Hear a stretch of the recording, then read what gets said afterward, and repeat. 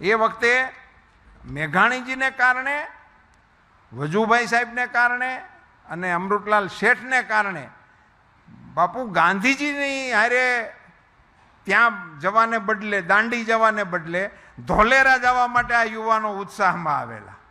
એ આ શેઠ અને મેઘાણીનું એ વખતનું એ વાતાવરણમાં એવડું મોટું કોન્ટ્રીબ્યુશન હશે, એટલો પ્રભાવ હશે. નહીતર બાપુ આમાં શું હોય, ગાંધીજી જવાના હોય ત્યાં જ હંતાઈને જવાનું હોય. અને એવું આપણે જોયું જ છે. એમાં ભૂકંપ હતો બધું ભુજ જ જાય એમ, બીજે ક્યાંય જાય જ નહીં. ગમે ટ્રકવાળાનું પૂછો તો અમારે ભુજ જ જવું છે. હવે મેં કીધું આ અમારું જાફરાબાદનું એક ગામ પડી ગયું છે તો ત્યાં નથી જવાનું. અમે ગામમાં વાત કરી છે ભુજની. ગમે એને મોટા નેતા આવવાના હોય ત્યાં જ જાય. એટલે ગાંધીજી જેવું નેતૃત્વ જે દિવસે આંદોલન કરતું હતું એ વખતે ગાંધીજીની ઓલ્ટરનેટમાં ધોલેરા સત્યાગ્રહમાં આપણા સૌરાષ્ટ્રના યુવાનોને પ્રેરણા પૂરું પાડનારું સ્વાતંત્ર્ય સેનાનું નેતૃત્વ એ ઝવેરચંદ મેઘાણીએ કર્યું હતું. છે કેવડી મોટી વાત છે.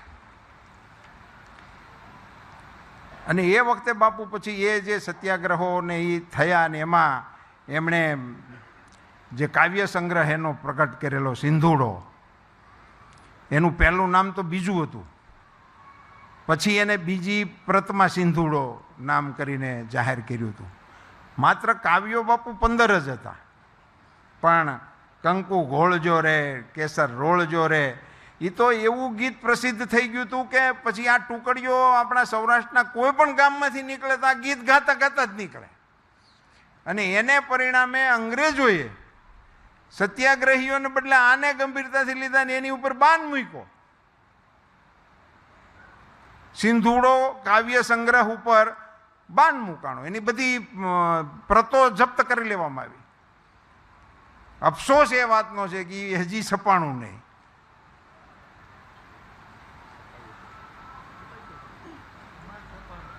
હમણાં છપાઈ ગયું તો સારું કર્યું. જય હો, જય હો.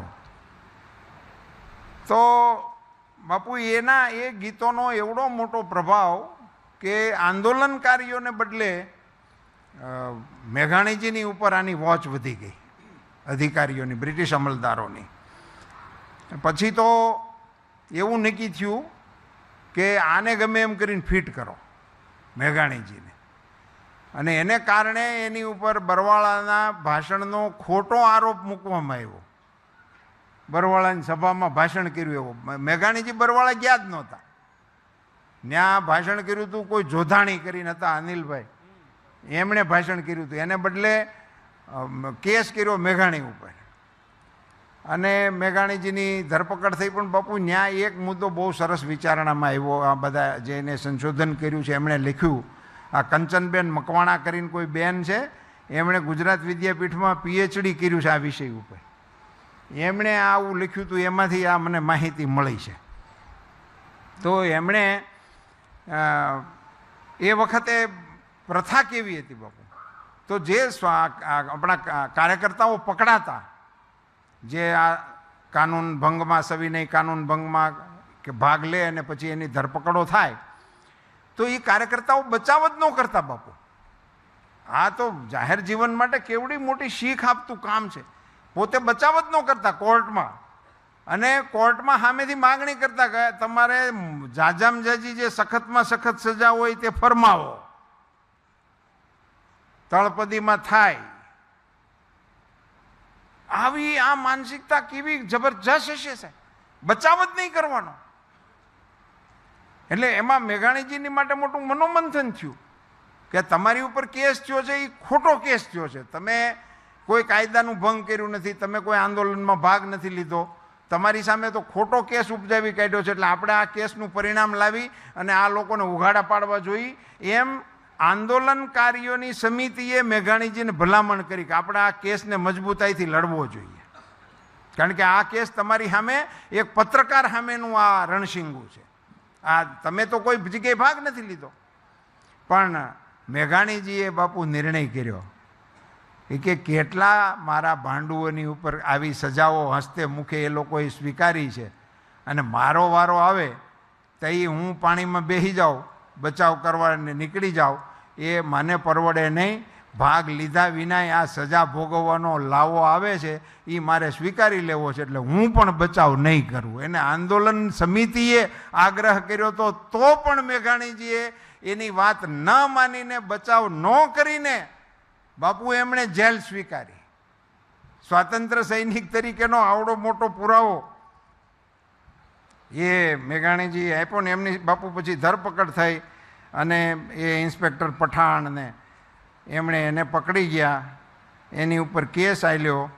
કેસની અંદર એમણે પોતાનો બચાવ તો કર્યો નહીં ધંધુકાની કોર્ટમાં, પણ એમણે જે બાપુ નિવેદન આપ્યું છે ને એ વાંચવા જેવું છે થોડુંક, એટલે એની બે લીટી એ મારે આપની સામે વાંચવી છે. બહુ જાજુ નથી. કોર્ટમાં મેઘાણીજીએ જણાવ્યું કે મારા જેવા મામૂલી અખબાર નવેશને આ સરકારની પોલીસે તેનાથી શક્ય એવા ભારેમાં ભારે માનથી નવાજ્યો છે. બરવાળામાં મારી જિંદગીમાં મેં જે ભાષણ કદી કર્યું નથી તે ભાષણને ઉપજાવી કાઢવાને અને એ ભાષણની કીર્તિ મને બક્ષવાને સમર્થ ભેજું પોલીસ ધરાવે છે. તે જાણીને તેને હું અભિનંદન પાઠવું છું. એ બધું ઘણું બધું છે, પણ પછી બાપુ એમણે અંતમાં એવું લખ્યું,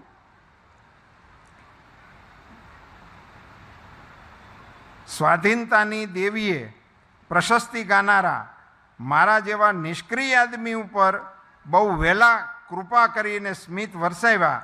મારા સાથીઓએ જે સ્વાતંત્ર્યના દેવાલયમાં જે યજ્ઞ ધૂપ પ્રગટાવ્યો તેની બધી સૌરભ હું ઝડપી જઈ રહ્યો છું. હર્ષથી નાચી રહેલા મારા હૃદયને આ એક જ ખ્યાલ દુઃખી કરી રહ્યો છે કે મેં કર્યું નથી અને મને એનું ફળ મળી રહ્યું છે. એ બાપુ પછી એમણે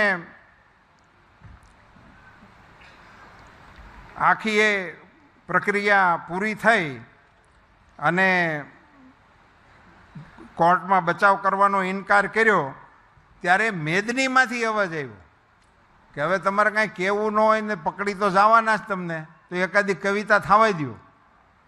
ઓડિયન્સમાંથી આવ્યું અને એના જવાબમાં એમણે હજારો વર્ષ જૂની વાળી આખી કવિતા ત્યાં ધંધુકાની કોર્ટની અંદર ગાઈ હતી. અમારા હજારો વર્ષની જૂની અમારી વેદનાઓ, કલેજા ચીરતી કંપાવતી એમ ભય કથાઓ, મરેલાના રુધિર અને જીવતાના આંસુડાઓ, સમર્પણ એ સહુ તારે કદમ પ્યારા પ્રભુઓ. અમારા યજ્ઞનો છેલ્લો બલી આપીને કહેજે, ગુમાવેલી એ સ્વાધીનતા તું ફેર દેજે, વધારે મૂલ લેવા હોય તો માગી લેજે. આ સ્વાતંત્ર્ય સેનાની છે, આ કવિ નથી બાપુ. અહીંયા સ્વાતંત્ર્ય સેનાની છે. વધારે મૂલ જોતા હોય તો એ માગી લેજે, અમારા આખરી સંગ્રામમાં સાથે જ રહેજે. તો બહુ લાંબી કવિતા છે બાપુ, અને કોઈક તરન્નુમ વાળો ગાય તો મજા આવે, પણ અંતિમ કડી બાપુ વાંચવા જેવી છે એટલે વાંચું છું.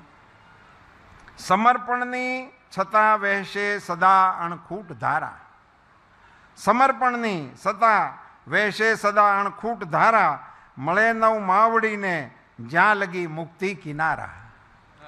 આ કોર્ટની અંદર સાહેબ એમણે રજૂ કરેલું પોતાનું કાવ્ય છે. જજે સાહેબ આખું તોહમતનામું ફરમાવ્યું અને એ તોહમતનામામાં એમને આરોપી તરીકે એમની વાતને માની લીધી પોલીસની અને એમને સજા કરી. અને એ સજામાં હું તેમને 2 વર્ષની મુદતની સાદી સજા ફરમાવું છું એવો ઓર્ડર ધંધુકાની કોર્ટમાં થયો. સાહિત્યની દુનિયામાં એ ઓર્ડરમાં નોંધ છે બાપુ, સાહિત્યની દુનિયામાં એમણે સંપાદન કરેલી સિદ્ધિઓને જોતા હું એવી ભલામણ કરું છું કે મિસ્ટર મેઘાણીને અવર્ગના કેદી તરીકે રાખવા. એટલે સ્ટેટસ પણ હતું, સ્ટેટસ પણ એ વખતે એમણે પકડાની વખતે એમણે એ મેળવી લીધેલું હતું. અને આ વખતે બાપુ એમને મોટો બેનિફિટ એ થયેલો, બાપુ મેઘાણીજીને જે જેલમાં રાખ્યા હતા, સરદાર સાહેબ, ગાંધીજી, આ બધા મહાનુભાવો એ વખતે જેલમાં જતા, એ જેલમાં જતા. ઘણા બધા, એ તો આપનો બધાનો વિષય છે, પણ એમને કારણે મેઘાણીજીને આ બધા મહાનુભાવો સાથે મળવા હળવાનો ને એ પ્રમાણે એમનું થયેલું. એમનું જેલ જીવન 24/9/30થી શરૂ થયું હતું અને એ વખતના એ બધા આગેવાનો સાથે એમણે જેલવાસ બાપુ ભોગવ્યો અને એ વખતની અંદર જેલમાં એમની મસ્તી પણ કરતા હતા. મેઘાણીજી એમના પત્ની માટે ફૂલો વગેરે વીણવા જાય, એ જ્યારે મુલાકાતના ટાઈમે આવે ત્યારે, અને એમને ફૂલો આપતા. તો એમના એક મિત્રએ એનો ઉપાલંબ કરતી કવિતા પણ લખી હતી કે મિત્ર અમારા એ આના માટે ગણે છે ને બાપુ જેલમાંય ખાદી આખો દિવસ કાત્યા રાખતા અને એવું કહેતા કે આ કાતેલી ખાદીમાંથી આપણે આપણા ઘરવાળી માટે સાડી બનાવીશું ને એ સાડી એમને પહેરાવીશું.